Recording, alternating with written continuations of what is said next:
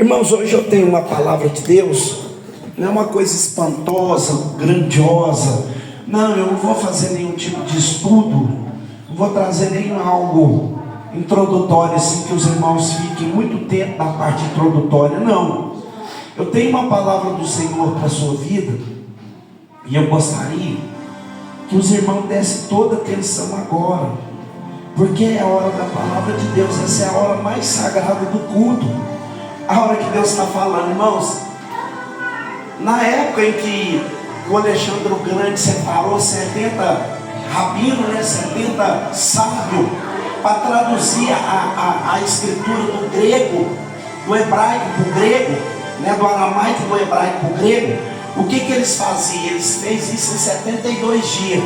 Eles iam escrevendo, na hora que chegava na palavra Deus, sabe o que eles faziam? Paravam, ia lá, tomava um banho, passava essência, porque na época não tinha perfume, voltava e escrevia Deus, porque a palavra de Deus ela é muito santa.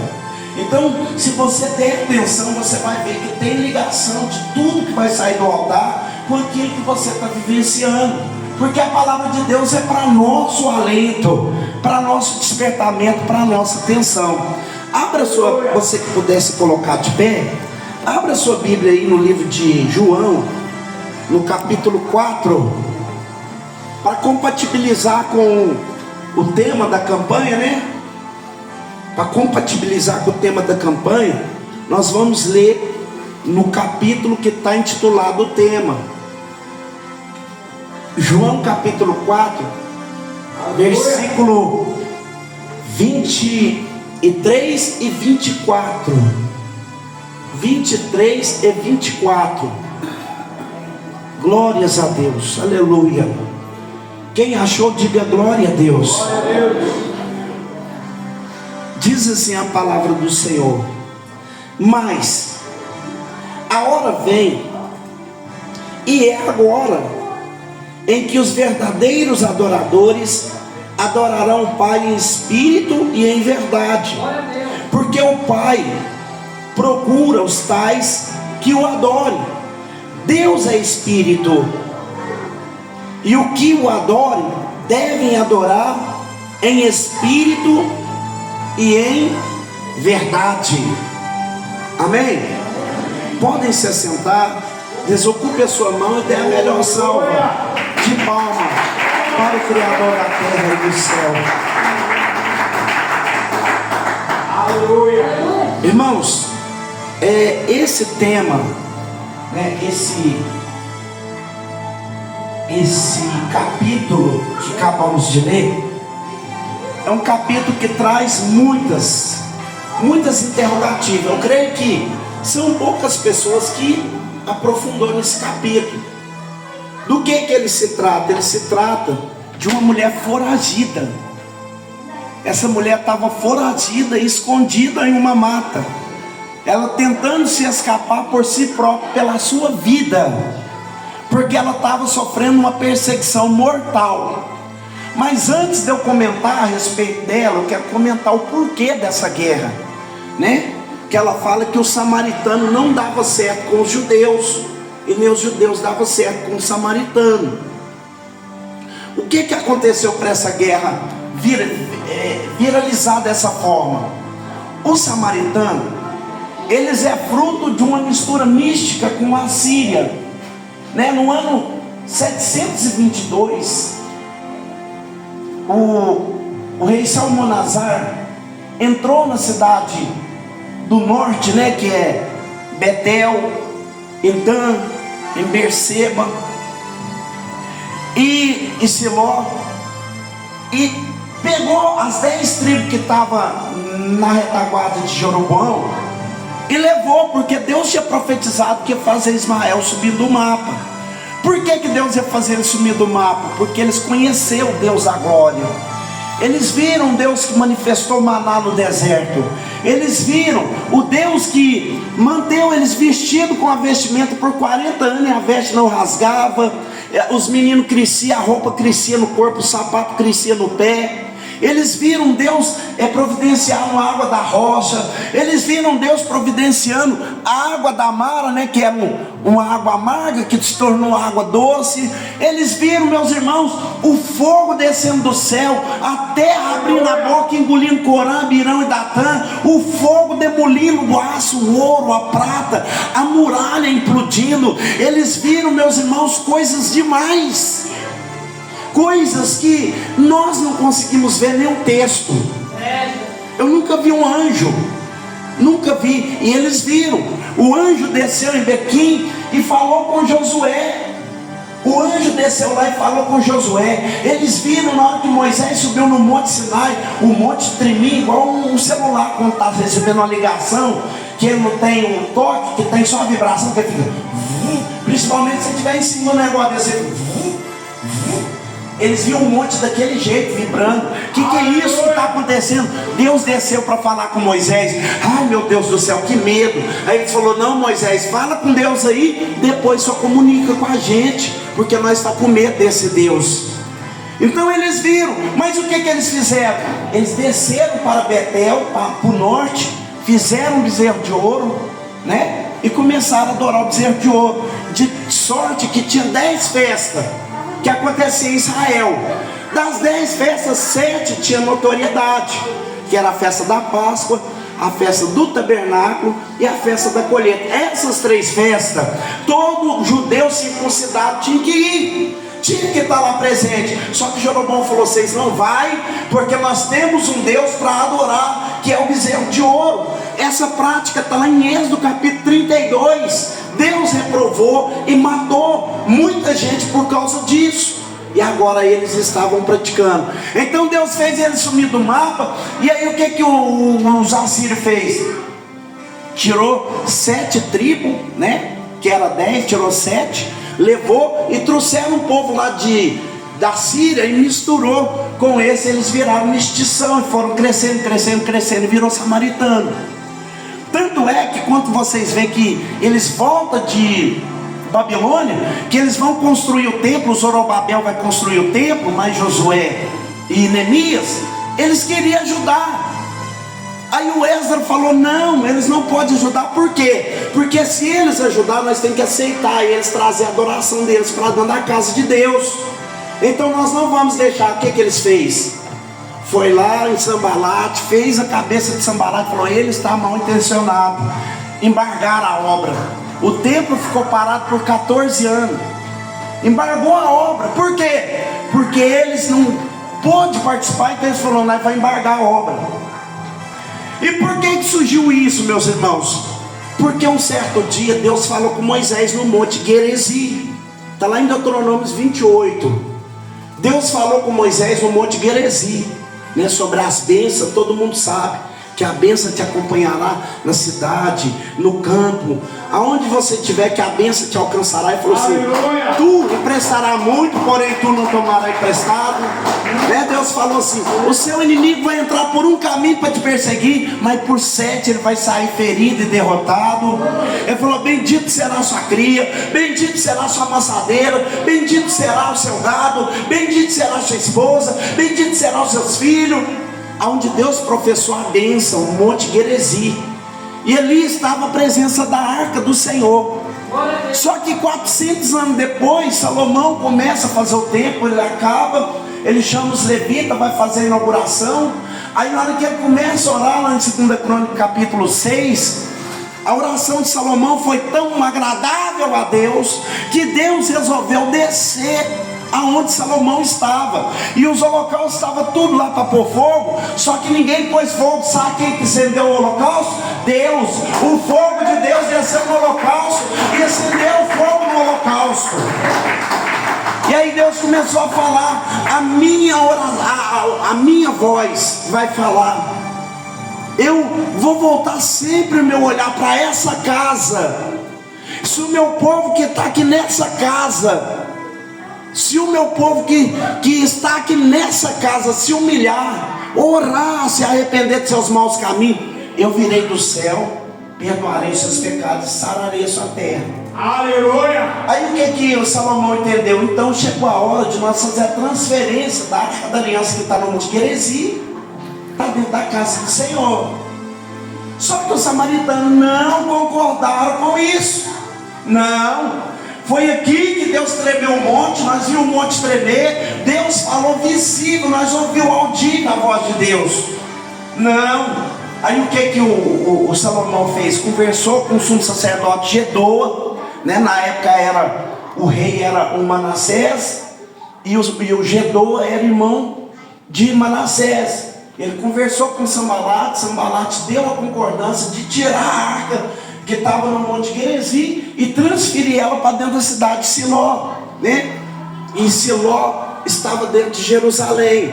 Então a arca agora estava dentro da casa de Deus, dentro de Jerusalém. Quando eles não concordaram, eles falaram: a partir de hoje nós não cultuamos mais junto.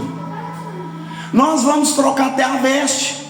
Vocês vestem um tipo de vestimento, nós vestem outra. Por quê? Porque aonde nós encontrar vai ter guerra. Vocês não cruzam o nosso território e nem nós cruzamos os seus. E a partir daquele momento houve uma guerra. Ninguém podia encontrar porque era guerra declarada. E aqui Jesus estava na Galileia, né? Ele estava na Judéia, ele ia para Galileia. Ele tinha muitos lugares para passar. Ele podia atravessar o Jordão, pegar as Campinas, né? E chegar lá. Ou ele podia passar pelo Monte Hermon, né? E chegar lá. Mas a Bíblia fala assim no comecinho aqui, olha o que fala. Portanto, quando o Senhor soube, peraí, é isso mesmo. Portanto, quando o Senhor soube que os fariseus tinham ouvido o que Jesus fazia, ele batizava João. Embora o próprio Jesus tinha batizado, mas os seus discípulos deixaram a Judéia e partiu veementemente para a Galileia, e era necessário passar por Samaria. Nenhum judeu ousava de passar por Samaria, mas Jesus é Jesus, meus irmãos. Aleluia! Jesus é Jesus. Então era necessário que Jesus, por quê? Porque Jesus já tinha um encontro com essa mulher, né? Aos olhos humanos parece que foi uma coincidência, mas para quem tem fé sabe que Jesus, ele tinha esse encontro com essa mulher. E o que aconteceu? Jesus passa por Samaria, e ele, sabendo que os discípulos iam escandalizar com aquilo dele conversando com a mulher samaritana, sendo ele judeu, ele mandou os discípulos ir comprar pão. Mandou os discípulos comprar pão, porque a mente deles não ia ter maturidade para entender essa conversa dele com ela. Até porque um homem não aproximava de uma mulher para conversar sem que fosse o marido dela. O homem não conversava com mulher em rua. Então Jesus, ele era sábio, ele falou: se eles vêm fazer isso, eu vou perder os discípulos, a igreja vai fechar, o povo vai desanimar na fé. Ele tinha um propósito de fazer, mas ele não estava com um pensamento profano. Ele ia trabalhar de uma forma que ninguém trabalha, nem a religião trabalha, porque a religião estava em guerra uma com a outra. O mundo estava vivendo um caos. A arca tinha sido levada para a Babilônia e lá ela ficou, não tinha mais a arca. O lugar que Deus acendeu com fogo agora tinha um véu. O véu tinha 30 metros de altura e ele tinha 12 centímetros de espessura. E aqui estava o altar e ali estava o alpendre, e aqui estava o véu. Por que o véu estava ali? Porque no lugar da arca estava uma pedra. O sumo sacerdote Josué tirou a pedra e colocou em cima do alpendre ao construir a construção de Zorobabel, porque aquilo representava a dureza do coração dos judeus. Ali estava a pedra. Aí Joel falou assim: vós, ministro do meu Deus, gemei e chorai entre o alpendre e o altar, porque a presença de Deus se foi. O livro de Ezequiel capítulo 11 fala que viu a presença de Deus, irmãos. Deus não queria sair, meus irmãos. Deus saiu da tampa do propiciatório. O que Deus fez? A Shekinah de Deus, que já estava lá dentro, parou aonde? Parou na porta. Ezequiel capítulo 10. Depois ela saiu da porta, não mudando a prática do povo, ela parou no portal da cidade. É como aquele amigo que vai na sua casa e ele fala assim: não, agora eu vou mesmo. Aí ele vai ter no portão: ah, só você lembra daquele negócio lá? E volta aquele assunto de novo. Aí vai: não, tá bom, agora despede. Aí de repente ele volta: não, vou beber só um tiquinho da sua água. Ele não quer ir embora. Você está vendo que ele familiarizou com o lugar. Assim era Deus. Deus gostou tanto daquele lugar que ele não queria ir embora. Ele não queria sair. Mas não deu mudança. Ele viu que o coração do povo não mudava. O que ele fez? Ele saiu da porta e parou no Monte das Oliveiras. A presença de Deus saiu do templo. Depois que a presença de Deus saiu do templo, confusão, guerra, briga, batalha. Era uma dissensão, era uma divisão, era um disse-me-disse. Era um querendo ser melhor que o outro. O sumo sacerdote de Samaria falava: adorem a Deus aqui, porque aqui foi aonde Deus manifestou primeiro. E falou com Moisés. Lá em Jerusalém, lá em Siló, o sacerdote fala: não, a presença da arca está aqui. Só que era mentira, ela não estava lá. O véu estava tampando, né? Por que eles fez isso? O coração dos judeus não abardar para os deuses dos gregos ou dos romanos, né? Então Jesus, ele sabendo disso, né? E a mulher, o que aconteceu com a mulher? Agora eu vou falar sobre a mulher. A mulher, ela teve 5 maridos, legal. Porque na época existia uma lei que chamava lei do levirato, né? Que está no livro de Levítico, se não me falha a memória, capítulo 25, né? A lei do levirato, o que era a lei do levirato? O marido morreu e não perpetuou o filho na mulher, o irmão dele era obrigado a cumprir. Era obrigado, se ele não fizesse ele morria, Deus matava ele. Quem lembra de Tamar? Tamar foi isso, né? A sogra de Judá, né? Onã morreu e tal, e ela foi lá, o outro morreu, foi o outro morreu. Aí por fim, ele não tinha só o mais novo, ele não quis dar, com medo do mais novo morrer. O que ela fez? Ela vestiu de prostituta, foi para a porta da cidade num dia de tosquia. Ela entrou na mente do sogro, engravidou do sogro. Aí o sogro falou: não, nós vai matar ela porque ela está em ato adultério. Aí ela falou assim: o pai do meu menino é dono desse cajado, dono desse lenço e dono desse anel. Aí era ele. Todo jeito, a promessa de Deus não tem como parar, né? Não tem como travar. Quando Deus quer fazer, Ele faz. Aleluia. Então o que aconteceu com essa mulher? Ela tentou com um, não deu certo, não conseguiu gerar um filho. Tentou com o outro, também não deu certo. Com o outro também não deu certo. Eu creio que tinha 5 na família. O outro também não deu certo. O último, que era o 5º, não deu certo também. Aí o diabo soprou na mente dela. Ela conheceu o samaritano e começou a se relacionamentar com ele, né? E tendo Samaria ciência que estava acontecendo, o conhecimento foi levado para o rei. E o rei mandou procurar ela para matar e passar a espada no pescoço dela, porque ela estava em ato de adultério e a lei mandava que apedrejasse. E ela correu para esconder. E ela escondida, meu irmão, lá, escondida, com medo. Jesus chega na hora certa. Porque Jesus, ele chega na nossa vida sempre assim. Na hora que a gente está endividado, na hora que você está preso, na hora que você está jurado de morte, na hora que você está desenganado da medicina, na hora que seu casamento está por um fio. E quando Jesus chega, meus irmãos, a promessa de Deus começa a entrar em ação. Deus começa a colocar tudo no lugar. Porque Jesus, ele não perde a caminhada. E Jesus começa a conversar com ela, né? E ela falou assim: é você maior do que meu pai Jacó? Com quem ela está falando? Cuidou dos seus filhos tudo através desse poço, né? Aí ela virou e falou assim: não, mas me dê da sua água. Ela falou assim: não, mas você sabe que o samaritano não fala com o judeu. Por que você está me pedindo água? Por que você está me pedindo água? Aí Jesus falou: porque se eu te der da água, você não vai ter nunca mais sede. Ela: não tem condição. Você não tem um balde, você não tem uma corda, você não tem condição. Aí Jesus olha para ela e fala: vocês bebem dessa água e tem que voltar sempre. Mas aquele que beber da água que eu der nunca mais terá sede. E ainda fala: brotar para a eternidade. Aleluia. Aleluia, Jesus. E ela fala: então me dá dessa água. Aí Jesus vai na raiz do problema. Porque todo mundo sabe qual que é o problema que impede você de aproximar de Cristo. Quem lê a Bíblia sabe qual que é o problema.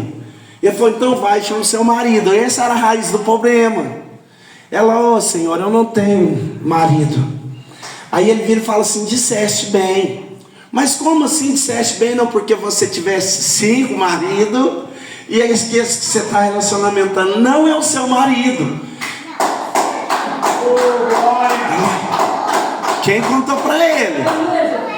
Aí ela vira e fala assim, agora eu vejo que tu és um profeta, a qual meus pais vinham no monte aqui para buscar. Mas ela encarou ele na posição de profeta. Ela pensou que ele era um profeta daqueles que adoravam a arca no monte, né? Que eles estavam no monte Gerizim. Ela, agora eu vejo que tu és um profeta que veio adorar onde meus pais, os ancestrais, adoravam, né? Agora está uma confusão. Uns falam que é lá em Jerusalém, lá embaixo, que adora. Outros falam que é aqui que tem que adorar. O Senhor, na posição de profeta, qual que é a sua visão? Aí Jesus fala assim, a hora vem e já chegou. Por quê? Porque Jesus veio trazer o reino de Deus para a terra, que os verdadeiros adoradores adorarão o Pai em espírito e em verdade. Não vai ser um lugar que vai atrair a presença do Pai, vai ser o adorador. Porque Deus desce até no terreiro de macumba. Se você entrar lá na finalidade de pregar para Ele, Deus não vai desafiar os macumbeiros. Se você falar assim, eu vou lá e vou pôr que eles vão comer tudo de boca na terra, Deus vai te envergonhar. Porque o nosso Deus, Ele não tem finalidade de envergonhar ninguém. Aleluia. Ainda que seja um macumbeiro. Isso aí Ele vai resolver lá no final, no juízo final. Hoje a salvação de Deus é para todos. Aleluia. Independente de quem quer que seja. Então se você entrar lá no centro de macumba e falar, eu vim cá porque Jesus mandou eu vir evangelizar essa alma, e você for pregar para aquela alma, os macumbeiros juntar, cai tudo por terra. Porque o propósito é de salvação para aquele. Mas se você entrar, eu sou cheio de Deus, eu vou lá desafiar, e dá ruim. Não tentarás o Senhor teu Deus, né?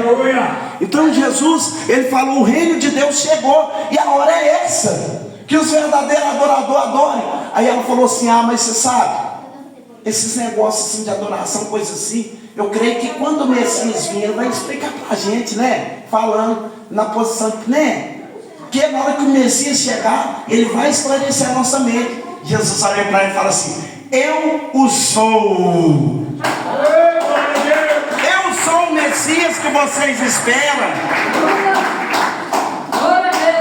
Irmãos, naquele dia houve uma salvação tão grande, que parece que Deus jogou um esquecimento na cabeça dos moradores de Samaria, que a mulher voltou para dentro da cidade, evangelizou todo mundo e voltou com muita gente. Voltou com muita gente, por quê? Porque quando a salvação chega na vida daquele que quer ser salvo, há um resultado poderoso. As coisas começam a se movimentar, a pessoa começa a querer, tanto querer, que ela quer transferir para outra a alegria que ela está sentindo. E é isso que Deus faz na nossa vida, meus irmãos. Ela não tinha probabilidade nenhuma de conhecer a Deus, porque no templo ela não podia entrar. No monte ela tinha que ir escondida, as condições é ilegal. Deus não fala com ninguém na ilegalidade. Deus, a Bíblia fala assim, vinde a mim todos vós cansados e oprimidos. Sim, Deus chama qualquer um, da maneira que estiver, bebendo, fumando, cheirando, prostituindo, passando cheque sem fundo, tudo que estiver fazendo de errado, Deus não importa, venha. Aí você vai ficando, bebendo da água, você tem que ser transformado por essa água. Na medida que ela vai te transformando, você vai saindo dos embaraços que te impedem de andar com Deus. Aí você vai sendo transformado. Não tem esse que conhece o poder de Deus e continua vivendo a vida de pecado. Porque o poder de Deus, Ele tira a nossa vida mundânea e coloca uma vida santa, uma vida de querer mais aproximar de Deus. E na medida que nós vamos aproximando de Deus, nós queremos passar esse Deus para as pessoas. A gente quer ensinar sobre o Evangelho, a gente quer mostrar sobre a Bíblia. E para a gente mostrar sobre a Bíblia, a gente tem que estar vivenciando o que ela manda. E se a gente está vivenciando o que ela manda, nós temos o apoio dos céus. Aonde você levantar a mão, Deus faz a obra. Porque Deus é quem é interessado em fazer a obra, meus irmãos. E não foi à toa que Deus te trouxe aqui. ninguém é improbabilitado de salvação. Não importa o que você esteja fazendo. Interessante é que você conheça Jesus e deixa de praticar aquilo que você faz, se é que você está fazendo, né? Porque Jesus, ele não te rejeita porque você faz, não te rejeita. A porta da graça, ela está aberta. Talvez hoje você não conseguiu obter aquele resultado para você ser a pessoa que você queria ser, mas amanhã talvez Deus te toque, depois da manhã, porque a hora chegou. O reino de Deus já está aqui. Deus já está trabalhando nos corações, meus irmãos. Então eu acredito que você que ouviu essa palavra essa noite, você nunca mais vai ser a mesma pessoa, porque a adoração, ela não tem endereço fixo, né? Vou adorar na igreja, porque é na igreja que a presença de Deus se faz. Irmãos, a presença de Deus, ela é 24, 48 horas. Os serafins e os querubins, eles foram selecionados para adorar. Eles ficavam santo, santo, santo, santo, santo, santo. Isaías 6, santo, santo, santo, santo, santo, santo. Aí um cansava, o outro ia santo, santo, santo. O outro cansava, o outro ia santo, santo, santo, santo, santo. Aí passou, meus irmãos, 855 anos, lá no livro de Apocalipse, aí João olha para o céu, lê ele já em corpo incorruptível, numa visão, aí chega lá e ele viu eles lá, santo, santo, 850, não parou até hoje, não, santo, santo, santo, santo.